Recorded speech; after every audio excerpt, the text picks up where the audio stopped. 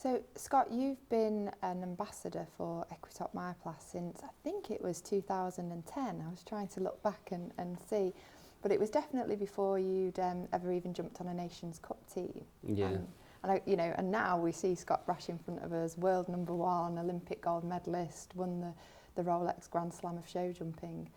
Can you just talk us through the progression of your career in the last 6 years and the highlights? Yeah, I think it probably started in 2010 when I jumped my first Nations Cup in Le Ball in May. Yep. I think it was just before that we had met, so yeah, it's been a great journey. And yeah, that was with Intertoy Z, and that same year we went on to jump the World Equestrian Games in Kentucky with him.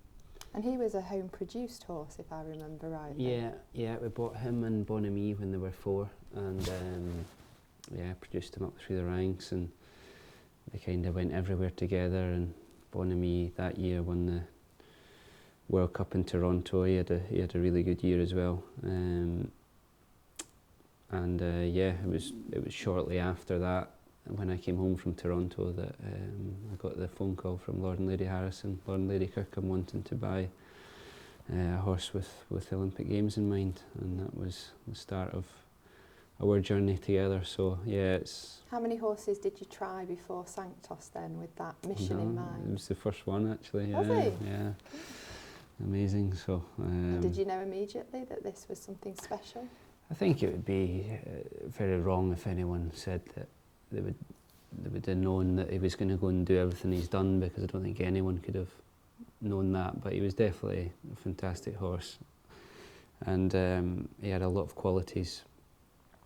And but yeah, I think the main thing is we really clicked as a partnership from day one, and that was a good feeling when you try a horse and you click and they understand you, you understand them, how they want to be ridden, and vice versa. So I think that's what shone out on that day. And but yeah, I don't think you could have said he was going to go and win everything that he has won. I don't think anyone could have predicted that. Put it to that. But yeah, that's how our journey began. And then yeah, 2012 was an incredible year for us to win the Olympic gold medal in our home country. It was an absolute dream come true. And how long had you had him before the Olympics? We just, Lord and Lady Harrison, Lord and Lady Kirkham bought him just in December 2011, so just before the Olympic cut-off date, really. Yeah. So yeah, it was only 6 months before, so quite a short time before, really. Yeah. And then yeah, I mean, I feel that I've just been very lucky that every year seems to have got better and better, really. I mean, 2013 we won European gold medal and a bronze medal, and became world number 1.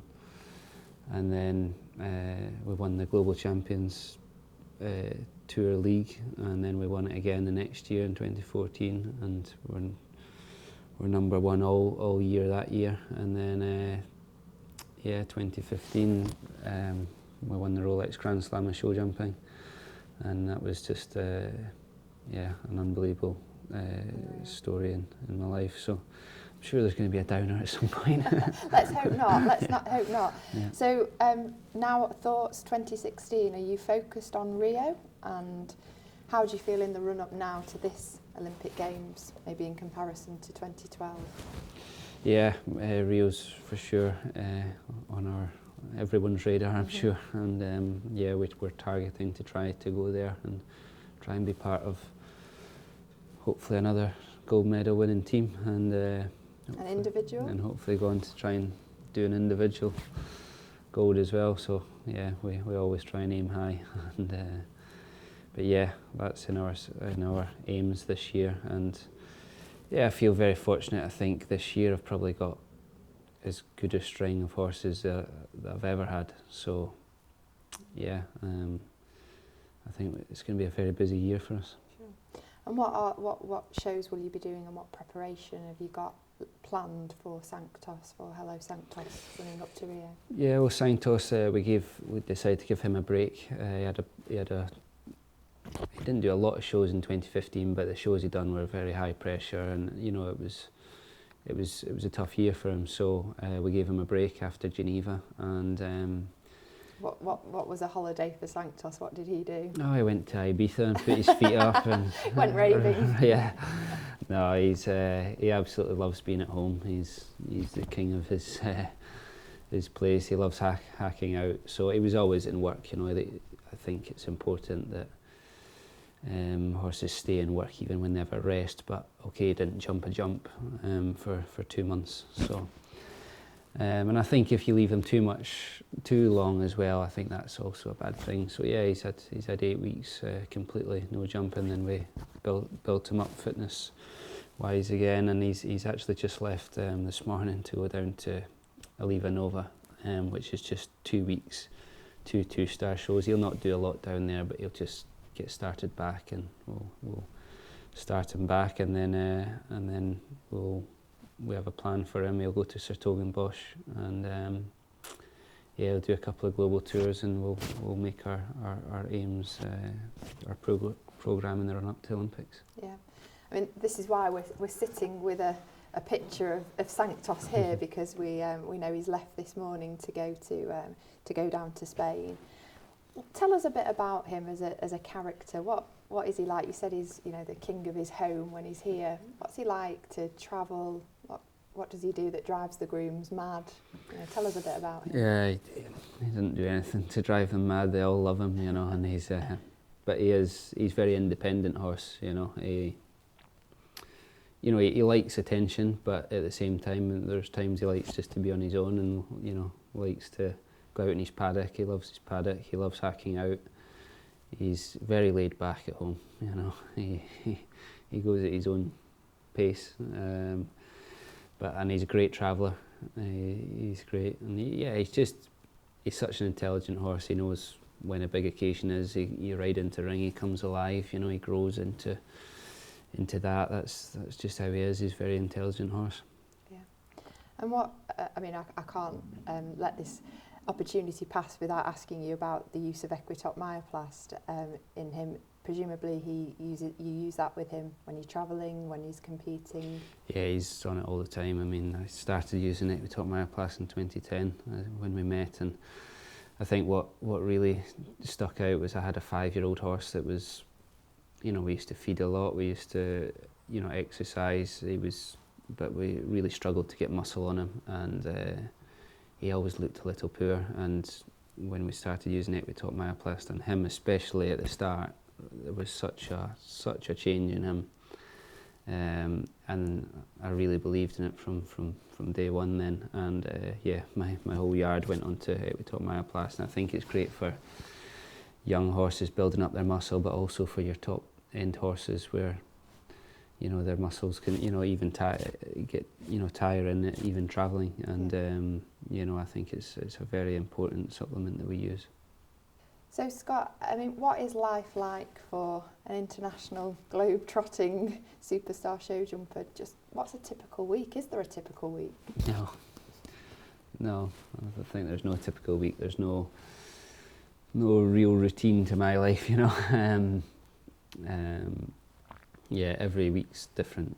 Every day is different. There's always something different happening. Or if we're not at a show competing, which is just about every week, if we're not at a show, we're preparing, logistics to get a horse to Shanghai or Miami or wherever they're going. There's a lot of work involved in that, a lot of paperwork, a lot of there's lots of logistics. You must have clocked up a fair few air miles yourself. Yeah. Have you competed in every country? There's not many I've not anyway, and I'm sure our horses' passports have more stamps than a lot of people. But yeah, we're always in a different country or different place each week. So yeah, it's tiring, you do a lot of travelling, and but you get it's to hard see work. Some great but we get to see some fantastic cities, and we love what we do. All of us. It can be tiring, but we love it, and we would never change it for the world. I assume you don't get many days off, Scott, but on the rare occasion that you do, what do you do outside the show jumping world? There's not many days off, to be honest, but there's the odd time where you know, it's even on if I'm at home on a Monday evening, you know, I'll go and maybe play a little bit of golf with a couple of the lads, and I think it's also important to try and, you know, get away from it. Just make sure that you refresh your brain a little bit, and I think golf's quite good for that for me anyway. Mind you, I end up walking in the bushes more than anywhere else looking for my ball. When was the last time you played? Yeah, it'd be probably 4 or 5 months ago. We went down to Soto Grande, and we played 2 fantastic courses there, but with a couple of my friends. So, but that was a rarity. But yeah, we're always doing something different, you know. So what was the last film that you watched? Last film? God, I don't know. Book you read? I did actually start reading a bit of Alex Ferguson's book. Leadership? So, yeah. Yeah, it's good.